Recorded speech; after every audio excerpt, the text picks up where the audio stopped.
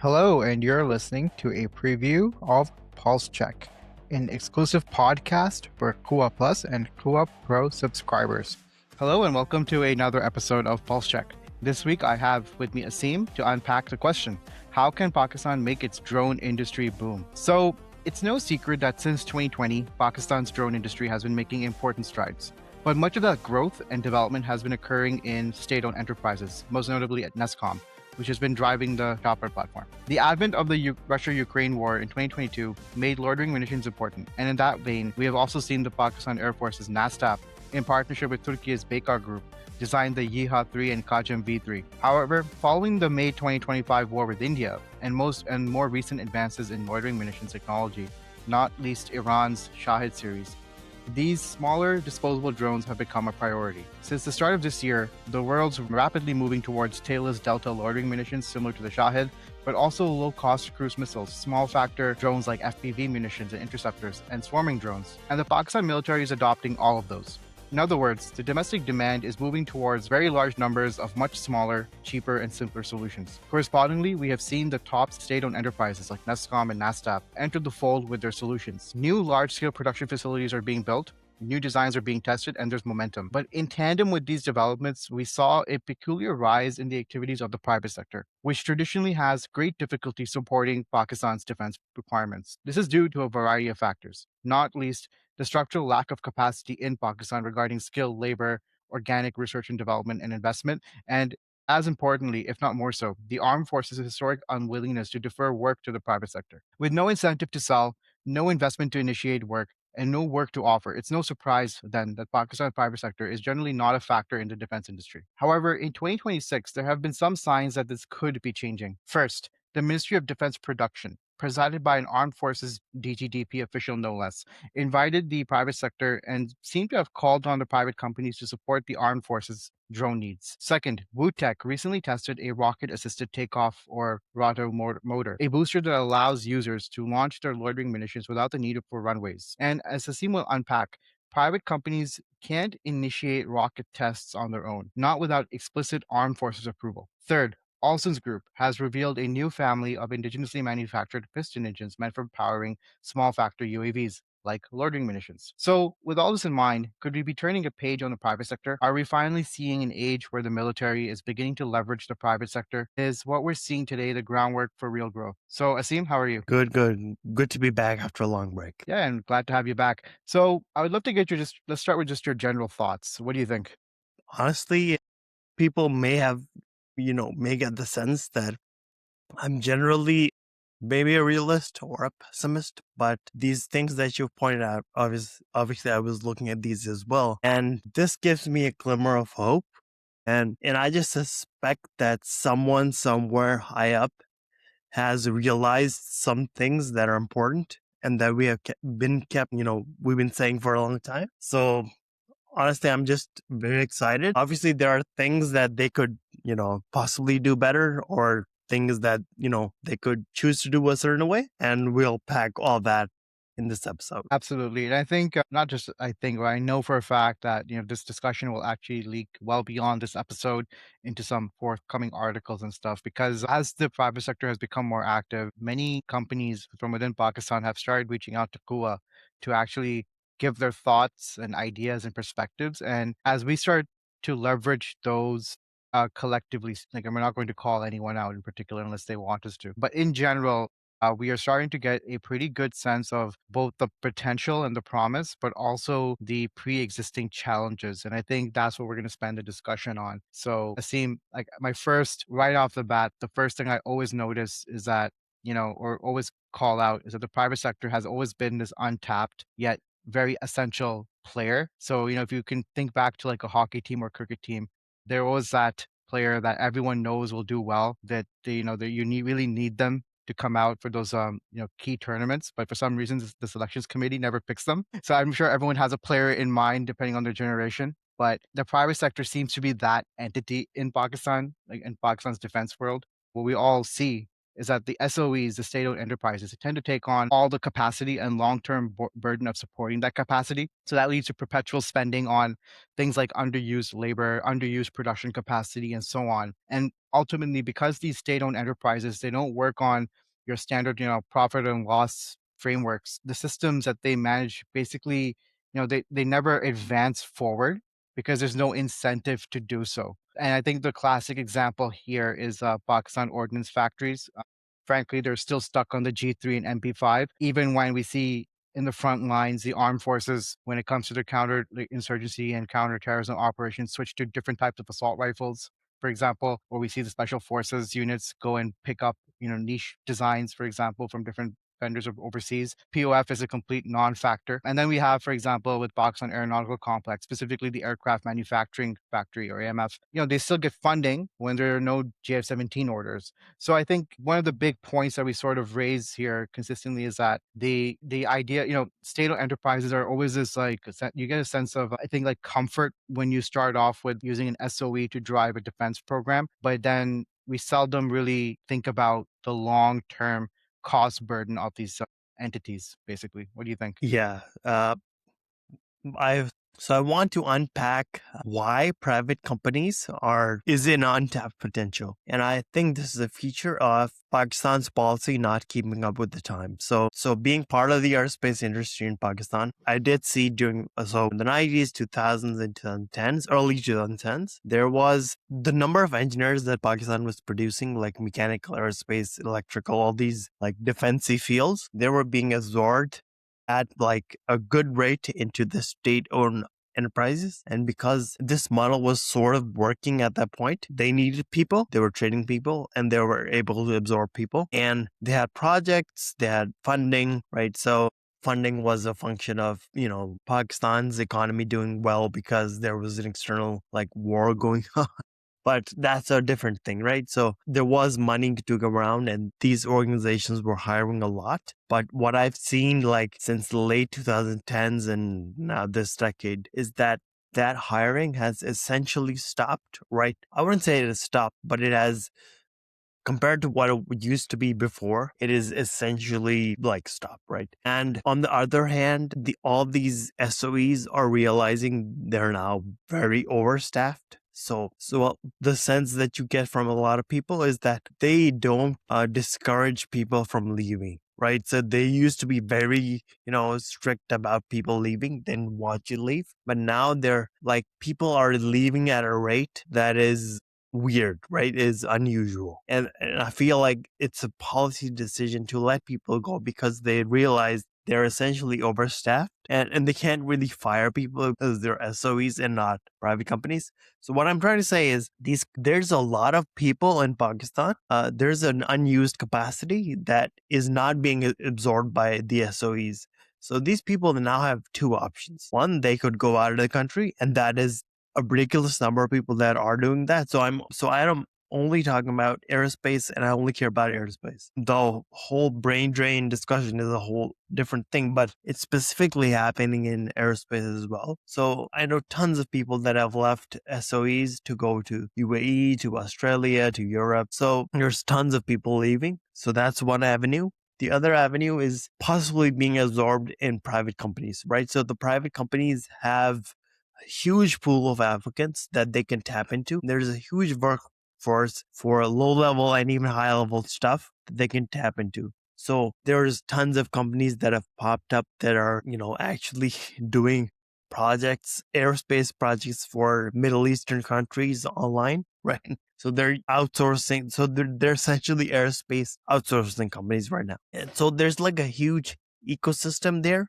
that is just waiting to be tapped into. So that's like one of the reasons that's what I feel is the reason there's like a huge untapped like private sector in Pakistan. And another thing regarding PAC. So you mentioned PAC, but I feel like PAC is a special kind of SOE. It's an SOE that is very intimately managed by the PAF. And what that means is, so this is a personal anecdote as well. I dealt with PAC for some projects, and the thing that frustrated me the the most was every time or after a few like months or year, the person that I was dealing with changed and the new person didn't know anything about like what we had been doing or discussing on the project, right? So there was very little continuity of thought projects, so which is something you need in places like these, right?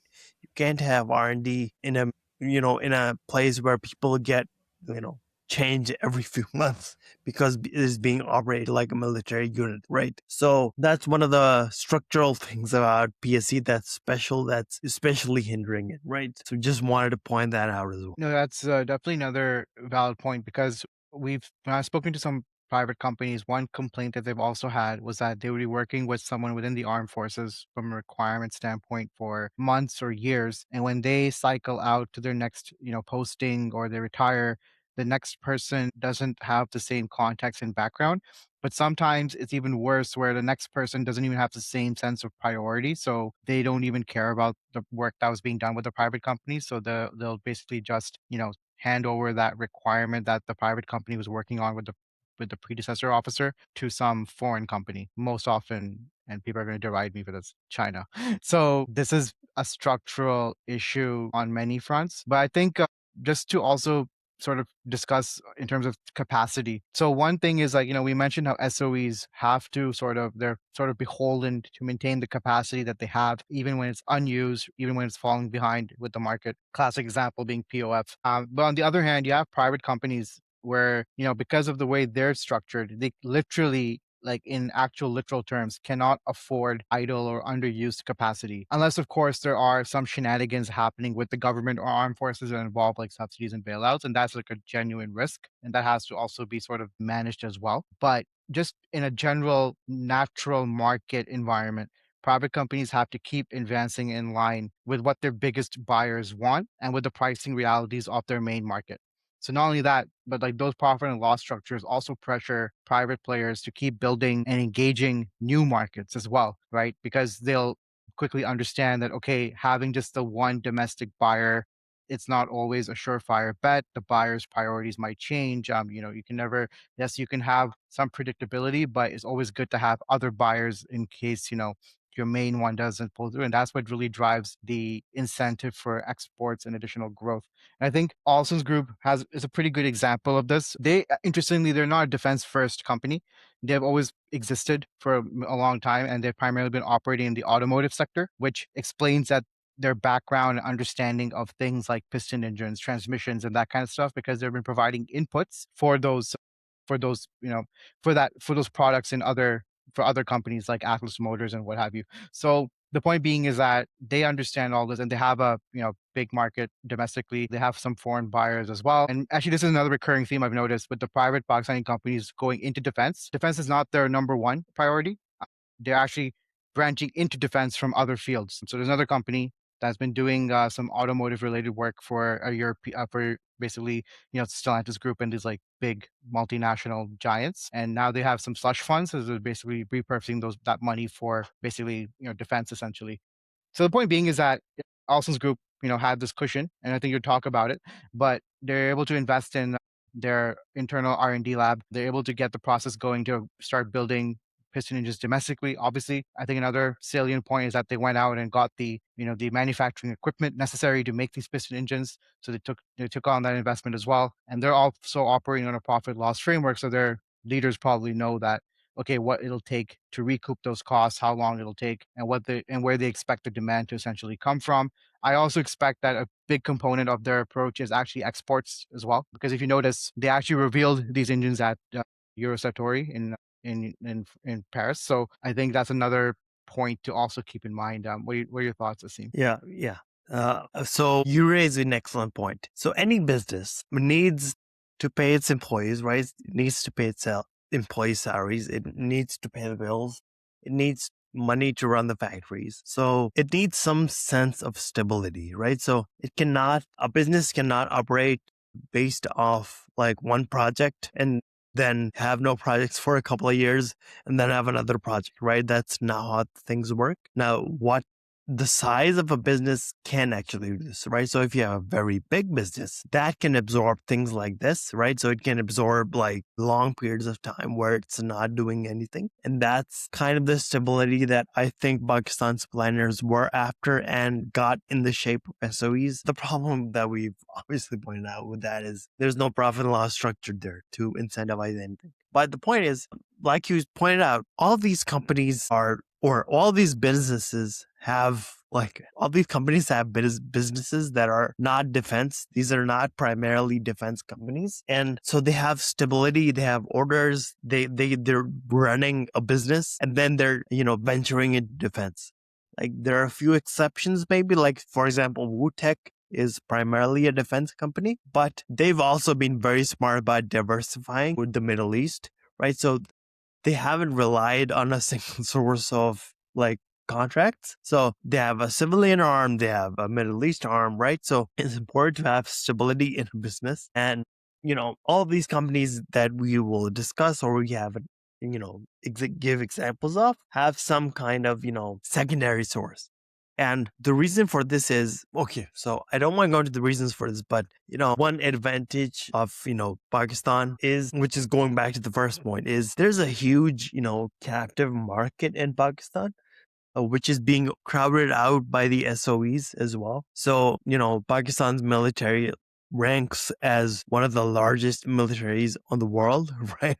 So supplying that military should be like the dream business of many companies. So it's a shame that there aren't, huge manufacturers in Pakistan.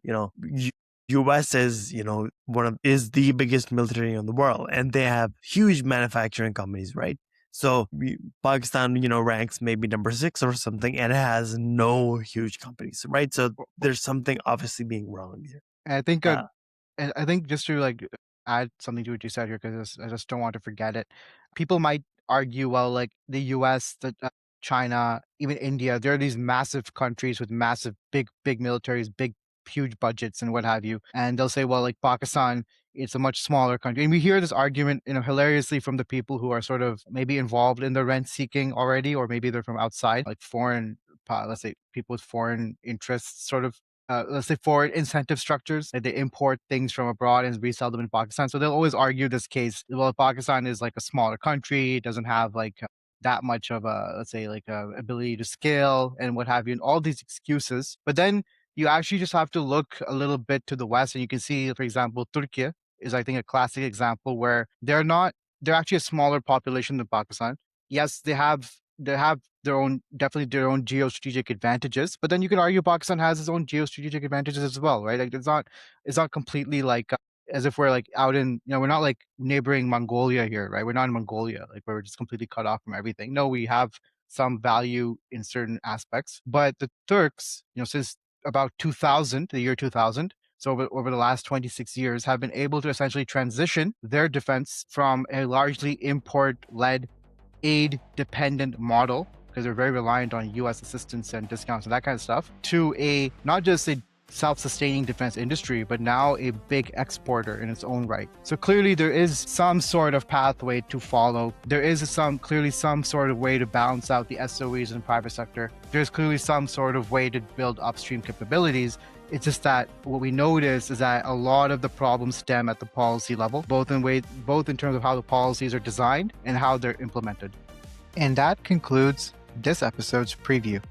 If you are interested in listening to the full episode and getting much more, then be sure to subscribe to Quwa Plus. It gives you access to all of our Pulse Check episodes, as well as our vast library and archives of past content and up-to-date analyses and defense news coverage on Pakistan and much more. Thank you, take care, and bye.